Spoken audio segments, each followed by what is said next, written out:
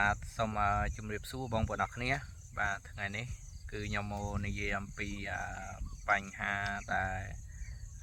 យើងតែងតែមើលរំលងហើយមនុស្សគ្រប់គ្នាតែងតែអ្នកដែលមើលរំលងតែងតែជួបបញ្ហាសុខភាពខូចតម្រងនោមបាទហ្នឹងហើយជាធម្មតាអ្នកដែលខូចតម្រងនោមគាត់ដឹងហើយក៏ប៉ុន្តែអ្នកដែលមិនដឹងគឺអ្នកដែលមិនទាន់ខូចតម្រងនោមណាបាទហ្នឹងហើយបច្ចុប្បន្ននេះសូម្បីតែយើងញ៉ាំអាហារក៏យើងត្រូវតែមើលថែហើយយកចិត្តទុកដាក់ទៅលើអាហារដែលយើងញ៉ាំរាល់ថ្ងៃបាទថាតើបន្លែថាតើសាច់ដែលយើងទិញមកពីផ្សារតើមានប្រភពមកពីណាឬមួយក៏យើងអាចកាត់បន្ថយបានតែយើងអាចកាត់បន្ថយបានកម្រិតណារបស់ដែលយើងទិញគេតែយើងអាចដាំបានខ្លះអត់ចឹងណាបាទហ្នឹងហើយទី2គ្រឿងកំប៉ុងបាទគ្រឿងកំប៉ុងដូចថាយើងអាចថាមួយអាទិត្យអីយើងហូបមួយកំប៉ុងឬមកក៏កន្លះខែអីយើងហូបមួយកំប៉ុងអីអានឹងវាអត់ប៉ះពាល់ទេបាទមានបងខ្លះគាត់ហូបជាប្រចាំថ្ងៃបាទក្នុងមួយថ្ងៃអ្នកខ្លះហូប13កំប៉ុងបាទថ្ងៃអ្នកខ្លះខ្ញុំឃើញបងប្រុសម្នាក់គាត់ឥឡូវគាត់លាងឈាមហើយពេលដែលគាត់ញ៉ាំមួយថ្ងៃ6កំប៉ុងគាត់ភេទតិចបើកម្លាំងបាទគាត់ញ៉ាំមួយថ្ងៃ6កំប៉ុងទៅខ្ញុំប្រាប់គាត់ថាបងបើអាចកាត់បន្ថយបានកាត់បន្ថយទៅគាត់ថាអីទេរលុយមកដើម្បីថាញ៉ាំអានឹងឯងបាទទួយគាត់ញៀនណាបាទបច្ចុប្បន្ននេះគាត់លាងឈាមតែឥឡូវមិនដឹងមិនមកទេព្រោះយើងមិននៅជាផងយើងនៅតែរលុយមិនបានចូលរាប់ពេលយើងលាងឈាមមានតែគេអាកដែលយើងលក់ចាំបើសិនយើងមិនមានគេអាកទៅយើងគិតធ្វើយ៉ាងណាបាទហ្នឹងហើយជីវិតមិនទៅថ្ងៃនេះស្អែកឡើងមកវិញដូចយើងដំណើរកំសាន្តទេបាទទៅហើយបាទហ្នឹងអូខេហើយមួយទៀតអ្នកដែលមានការធ្វើទុកត្រង់នោមដូចជាការនោមញឹកបាទការនោមញឹកការឈឺផ្លោកនោម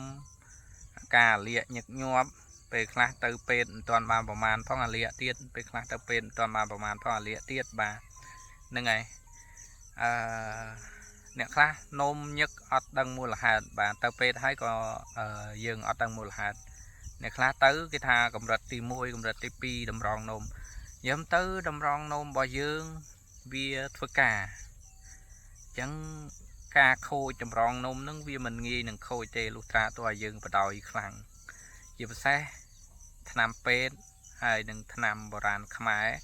បើសិនជាយើងប្រើប្រាស់អត់ដោយថាវាអត់ចំគោលដៅទេបាទគឺវាប៉ះពាល់ដូចគ្នាមិនថាថ្នាំខ្មែរមិនថាថ្នាំពេទ្យប៉ុន្តែថ្នាំខ្មែរផងថ្នាំពេទ្យផងបើសិនជាយើងប្រើទៅវាត្រូវបាទនឹងល្អណាបាទថ្នាំវាជាអាវុធមុខពីរបើយើងប្រើខុសត្រង់នោមរបស់យើងវារឹតតែទៅខូចលើដើមបាទ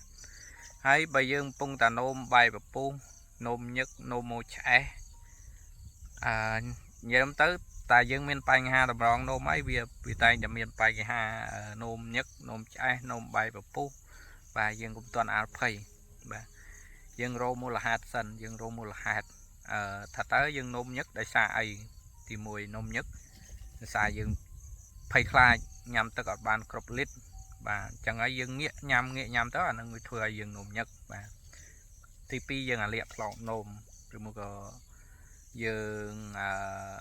មានជំងឺអីកាមរោគអីអានឹងវានោមញឹកដាល់បាទហ្នឹងហើយយើងត្រូវរកមូលហេតុឲ្យឃើញហើយទី3គឺត្រង់នោមរបស់យើងបាទយើងតែងតែពេលឈឺនោមយើងតប់វាយើងអត់បានរត់ទៅរកបន្ទប់ទឹកឬមួយក៏កន្លែងតាណាអាចបដោះសន្នសិនយើងអាចបដោះបានទៅបាទយើងកុំຕົក បាទមានពេលខ្លះអ្នកខ្លះទ្រាំរហូតដល់កន្លះម៉ោង1ម៉ោងបាទទម្រាំនឹងនោមណាយូរទៅវាជាទម្លាប់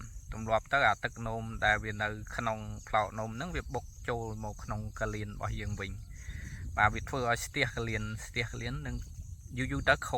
ខូចទាំងឡាយបាទហ្នឹងហើយការមើលថែគឺយើងធ្វើម៉េចបត់ជើងបើស្អីឈឺនោមគឺយើងត្រូវងើបទៅនោមឲ្យបានលឿនបាទតាមតែអាចធ្វើទៅបានបាទអាហ្នឹងជាចំណុចដែលសំខាន់មួយបងប្អូនអរគ្នាបាទសំខាន់ណាស់បាទសម្រាប់តម្រង់នោមរបស់យើងបាទហ្នឹងហើយមានបងខ្លះគាត់លាងឈាមឃើញលាងឈាមច្រើនហើយមានកត្តាមួយទៀតគឺកត្តាប្រើថ្នាំបំពន់ព្រោះបច្ចុប្បន្ននេះគ្មានអ្វីដែលបំពន់ល្អជាងរបស់ធម្មជាតិដូចជារបស់ដែលយើងមិនបាច់ចាំតែធម្មជាតិទេរបស់ដែលយើងដឹងប្រភពច្បាស់លាស់ថាតើគេដាក់ជីកម្រិតណាហ្នឹងហើយតើគេដាំដុះកម្រិតណាគេគ្មានជាតិគីមីឬមួយក៏អត់អញ្ចឹងណាបាទហ្នឹងហើយវាមានតិចតួចប៉ុន្តែយើងអាចទទួលយកបានបាទកុំឲ្យទៅបាញ់ឆ្នាំថ្ងៃនេះស្អែកឡើងលេងកាត់យកទៅលក់បាទយើងញ៉ាំទៅបាទហ្នឹងហើយងាប់ទាំងម្ដងបាទ